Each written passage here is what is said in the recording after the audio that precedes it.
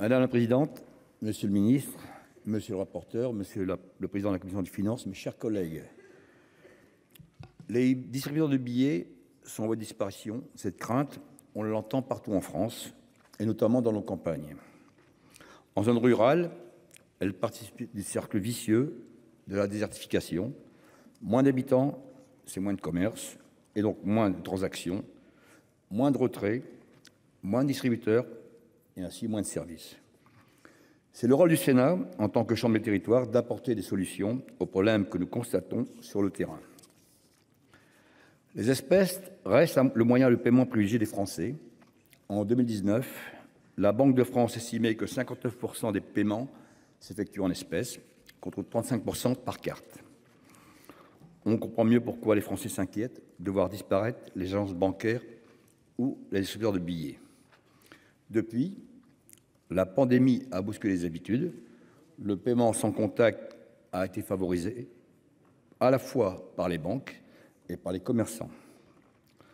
Pourtant, je le dis, les paiements en espèces restent majoritaires. Il peut y avoir des différences d'ordre générationnel ou géographique, mais les chiffres sont là. Il ne s'agit pas aujourd'hui de prendre parti pour les espèces ou pour la carte bancaire. Soit dit en passant, la question est intéressante.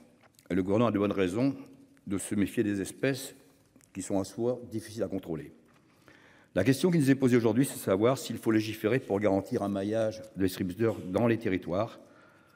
L'article 2 de la proposition de loi fixe un objectif clair: garantir l'accès à un distributeur de billets en moins de 15 minutes sur chaque point du territoire. Le problème, c'est que l'objectif est déjà atteint dans les faits. Les données de la Banque de France que j'ai citées établissent que 99% des Français ont aujourd'hui accès à un distributeur de billets en moins de 15 minutes. L'intérêt de légiférer ne me paraît pas réel. En revanche, la taxe qui servira à financer le service public des distributeurs de billets, que nos collègues socialistes appellent de leurs vœux, cette taxe, elle, serait bien réelle et elle finirait par enchérir le coût global des services bancaires. Si la qualité de nos services publics était proportionnelle au nombre de taxes permettant de les financer, alors la France serait championne du monde.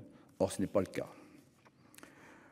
Nous proposons donc de supprimer cette taxe qui pénalisera le pouvoir d'achat des Français. La proposition de loi contient d'autres mesures qui me paraissent extrêmement pertinentes, notamment pour renforcer l'information des clients et les sanctions contre les banques qui ne respectent pas leurs obligations. Nous sommes favorables à ces mesures. Nous n'améliorons pas les services bancaires en ajoutant toujours plus de taxes et de contraintes. Pénaliser les banques, ce n'est pas favoriser leurs clients. Il en va de même pour l'accès au crédit, qui s'est durci après la remontée des taux d'intérêt. Il faut plutôt en faciliter l'accès.